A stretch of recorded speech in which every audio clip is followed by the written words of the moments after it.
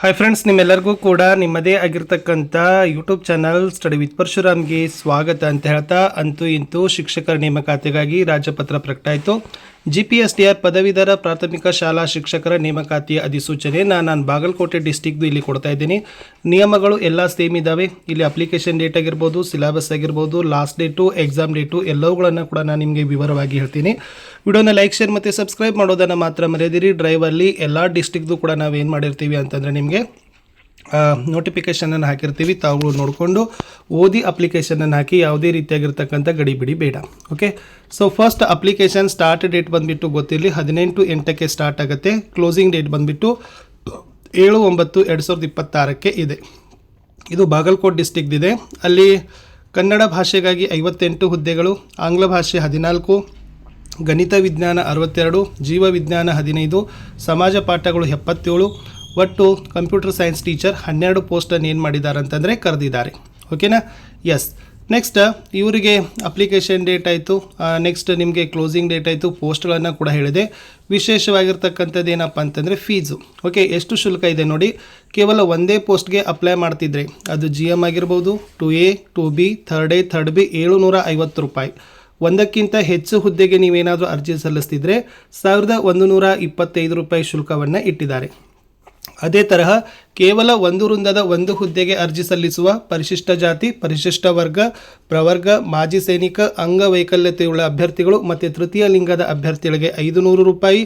ಒಂದೇ ವೃಂದದ 2 ಹುದ್ದೆಗೆ ಅರ್ಜಿ ಸಲ್ಲಿಸಿದ್ದಲ್ಲಿ 750 ರೂಪಾಯಿ ನಿಮ್ಗೆ ಏನು ಮಾಡಿದ್ದಾರೆ ಅಂದರೆ ಶುಲ್ಕವನ್ನು ಇಟ್ಟಿದ್ದಾರೆ. ಓಕೆನಾ? ಸೊ ಇದರದ್ದು ನಿಮಗೆ ಪೇ ಸ್ಕೇಲ್ ಕೊಟ್ಟಿದ್ದಾರೆ. ಓವರಾಲ್ GPT ಪೇ ಸ್ಕೇಲ್ ಬಂದುಬಿಟ್ಟು 44,425 ಇದೆ. ಇನ್ ಕೇಸ್ ನೀವು ಡಿಪಾರ್ಟ್ಮೆಂಟಿಗೆ ಬಂದರೆ 55,000ಕ್ಕಿಂತ ಹೆಚ್ಚು ವೇತನವನ್ನು ನೀವು ಏನು ಮಾಡ್ತೀರಪ್ಪ ಅಂದರೆ GPSTR ಕೇಡರಲ್ಲಿ ಪಡಿತೀರಿ. ಇನ್ ಕೇಸ್ ಮೆಟ್ರೋಪಾಲಿಟನ್ ಬೃಹತ್ ಮಹಾನಗರ ಪಾಲಿಕೆಯಲ್ಲಿ ಏನಾದರೂ ಬಂದರೆ ಸೊ ಖಂಡಿತವಾಗಿ ಇನ್ನೂ 60,000ವರೆಗೂ ಕೂಡ A ಗ್ರೇಡಲ್ಲಿ HRAನ ನೀವೇನು ಮಾಡ್ತೀರಿ ಪಡಿತೀರಿ. ವಯೋಮಿತಿಗಳ ಬಗ್ಗೆ ಭಾಳಷ್ಟು ಗೊಂದಲ ಇತ್ತು. ವಯೋಮಿತಿ ಸ್ಪಷ್ಟೀಕರಣ ಮಾಡಿದ್ದಾರೆ. ಸಾಮಾನ್ಯ ಅಭ್ಯರ್ಥಿಗಳು ಈ ಥರ ಎಲ್ಲರೂ 40 ವರ್ಷ ಇದೆ. 2A, 2B, 3A, 3Bಗೆ 43 ವರ್ಷ ಇದೆ. ಪರಿಶಿಷ್ಟ ಜಾತಿ, ಪರಿಶಿಷ್ಟ ಪಂಗಡಗಳು, ವಿಶೇಷ ಚೇತನ ಅಭ್ಯರ್ಥಿಗಳಿಗೆ 45 ವರ್ಷ ವಯೋಮಿತಿಯನ್ನು ಏನು ಮಾಡಿದ್ದಾರಪ್ಪ ಅಂದರೆ ಇಟ್ಟಿದ್ದಾರೆ. So really very most important ಇದೆ. ಸ್ವಲ್ಪ ವಯೋಮಿತಿ ಬಗ್ಗೆನೂ ಕೂಡ ನಿಮಗೆ ಲಕ್ಷ್ಯ ಇರಲಿ. ಓಕೆನಾ? ನೆಕ್ಸ್ಟ್ ವಿಶೇಷವಾಗಿರ್ತಕ್ಕಂಥದ್ದು ಏನಿದೆ ಅಂತಂದರೆ ಗಣಕಯಂತ್ರ ಶಿಕ್ಷಕರ ಬಗ್ಗೆ ಸ್ವಲ್ಪ ಹೈಲೈಟ್ ಮಾಡಿದ್ದಾರೆ. ಅದನ್ನೇನಿದೆ ನೋಡ್ಕೊಡ್ರಿ. ಇಲ್ಲಿ ಯಾರು 1ರಿಂದ 8ನೇ ತರಗತಿಗೆ ಗಣಕಯಂತ್ರ ವಿಜ್ಞಾನ ಶಿಕ್ಷಕರ ನೇಮಕಾತಿ ಆಗ್ತಾರಲ್ಲ, ಅವರು BEd ಪದವಿ ತೇರ್ಗಡೆ ಹೊಂದುವುದರಿಂದ ಪ್ರಸ್ತುತ ವಿನಾಯಿತಿ ಇದೆ. ಆದರೆ ಭವಿಷ್ಯದಲ್ಲಿ BEd ಪದವಿಯನ್ನು ಹೊಂದಿರಲೇಬೇಕು. KRTT ಅಥವಾ CTETಯನ್ನು ಕೂಡ ಹೊಂದಿರಲೇಬೇಕು. ಓಕೆ, ಫಸ್ಟ್ ನೋಡ್ತಕ್ಕಂಥದ್ದು ಹುದ್ದೆಗಳು 6ರಿಂದ 8ನೇ ತರಗತಿಗಾಗಿರ್ತಕ್ಕಂಥದ್ದು. ಅದರಲ್ಲಿ ಡಿಗ್ರಿ ಆಗಿರಬೇಕು 50% ಇಟ್ಟಿದ್ದಾರೆ.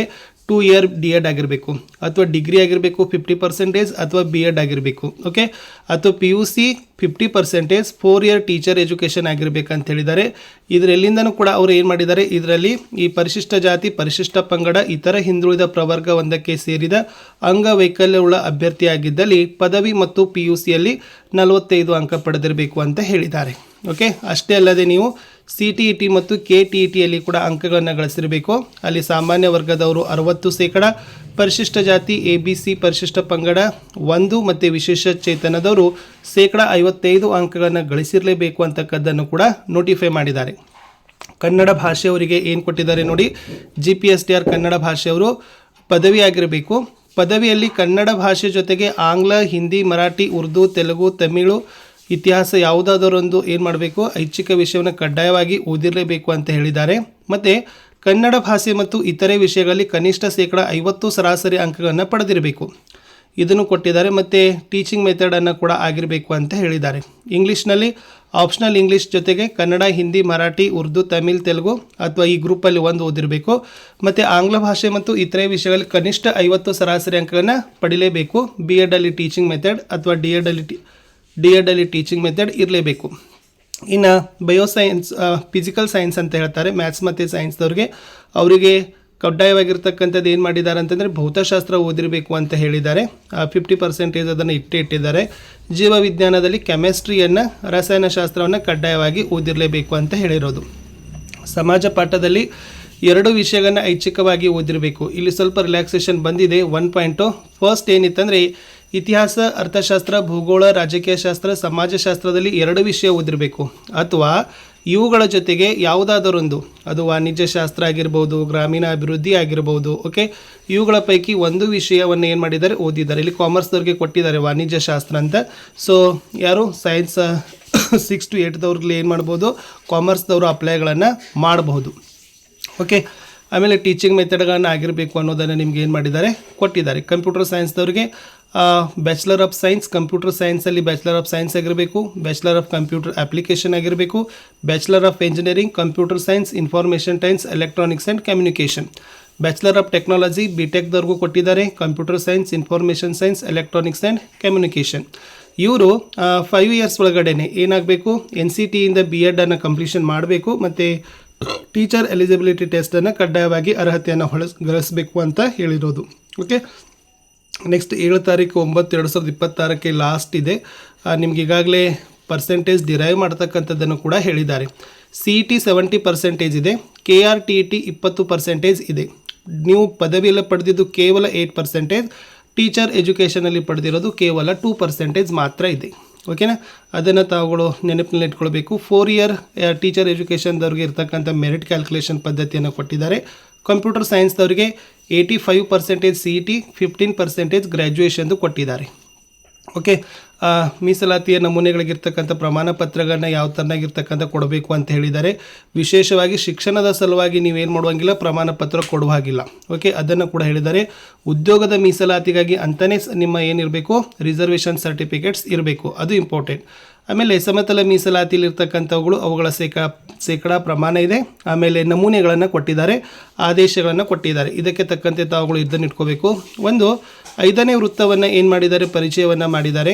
ಆ 5ನೇ ವೃತ್ತವನ್ನು ತಾವುಗಳು ತುಂಬದೇ ಇದ್ದರೆ -0.25 ಮಾಡ್ತೀನಿ ಅಂತ HSTR ನೋಟಿಫಿಕೇಷನಲ್ಲಿ ನಾವುಗಳನ್ನು ನೋಡಿದ್ದೀವಿ. ಇದು ಇನ್ ಸರ್ವಿಸ್ ಟೀಚರ್ಸ್ ಇದ್ದಾವೆ.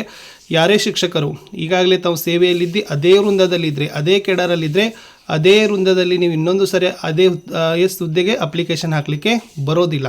ಎಕ್ಸಾಮ್ ಡೇಟ್ ಬಂತು. ಎಕ್ಸಾಮ್ ಡೇಟ್ ಏನು ಹೇಳಿದ್ದಾರೆ, ಅಕ್ಟೋಬರ್ 8, 9, 10ಕ್ಕೆ GPSTR ಪರೀಕ್ಷೆಗಳು ನಡೀತಾ ಇದ್ದಾವೆ. 8 ತಾರೀಕಿಗೆ ಬೆಳಗ್ಗೆ 10ರಿಂದ ಮಧ್ಯಾಹ್ನ 12ಕ್ಕೆ ಸಾಮಾನ್ಯ ಪೇಪರ್ ಇದೆ. ಮಧ್ಯಾಹ್ನ 2:30ರಿಂದ 4:30ಕ್ಕೆ ಗಣಕಯಂತ್ರ ವಿಜ್ಞಾನದವರಿಗೆ ಇದೆ. 9/10/2026ಕ್ಕೆ 10ರಿಂದ 12ದವರಿಗೆ ಸಮಾಜ ವಿಜ್ಞಾನ ಮತ್ತು ಜೀವ ವಿಜ್ಞಾನ ಪತ್ರಿಕೆ ಇದೆ. ಮಧ್ಯಾಹ್ನ 2:30ರಿಂದ 4:30ವರೆಗೆ ಮ್ಯಾಥ್ಸ್ ಮತ್ತು ಸೈನ್ಸ್ ಪೇಪರ್ ಇದೆ. ಅದೇ ಥರ 10/10/2026ಕ್ಕೆ ಬೆಳಗ್ಗೆ 10ರಿಂದ 12 ಗಂಟೆಗೆ ಲ್ಯಾಂಗ್ವೇಜ್ ಕನ್ನಡ ಆರ್ ಲ್ಯಾಂಗ್ವೇಜ್ ಇಂಗ್ಲೀಷ್ನವ್ರಿಗೆ ಏನಾಗಿದೆ ಅಂದರೆ ಪರೀಕ್ಷೆಗಳನ್ನು ತಗೊಳ್ತಾ ಇದ್ದಾರೆ. ಪೇಪರ್ ಸಿಲೆಬಸ್ ಬಂತು. ಪೇಪರ್ 1ಗೆ ಏನಿದೆ, ಸಾಮಾನ್ಯ ಜ್ಞಾನ 15, ಪ್ರಚಲಿತ ವಿದ್ಯಮಾನ 15, ಕನ್ನಡ 10, ಇಂಗ್ಲೀಷ್ 10, ಸೈಕಾಲಜಿ 15, ಕಂಪ್ಯೂಟರ್ 15, ಮೌಲ್ಯ ಶಿಕ್ಷಣ ಮತ್ತು ಆರೋಗ್ಯ ಶಿಕ್ಷಣ 20, ಒಟ್ಟು 100 ಮಾರ್ಕ್ಸ್ ಪೇಪರ್. ಆಮೇಲೆ ನಿಮ್ಮ ಯಾವುದೋ ನೀವು ಸ್ಪೆಸಿಫೈಡ್ ಪೇಪರ್ ಇದೆಲ್ಲ ಪೋಸ್ಟು ಅದರದ್ದು ಕೂಡ 100 ಮಲ್ಟಿಪಲ್ ಚಾಯ್ಸ್ ಕ್ವಶನಲ್ಲಿ ನೀವೇನು ಮಾಡಬೇಕು, ಆನ್ಸರ್ಸ್ಗಳನ್ನು ಮಾಡಬೇಕು ಅಂತ ಕೊಟ್ಟಿದ್ದಾರೆ. ಇಲ್ಲಿದೆ ನೋಡಿ, 5ನೇ ವೃತ್ತವನ್ನು ಪರಿಚಯವನ್ನು ಮಾಡಿದ್ದಾರೆ.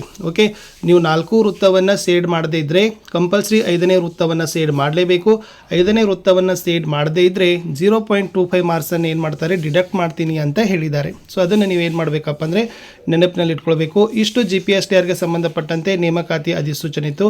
ಡ್ರೈವಲ್ಲಿ ಕೊಡ್ತೀನಿ, ಖಂಡಿತವಾಗಿ ಅವುಗಳನ್ನು ನೋಡಿಕೊಂಡು ಚೆನ್ನಾಗಿ ಓದಿ ಅಂತ ಹೇಳ್ತಾ ಗುಡ್ ಲಕ್.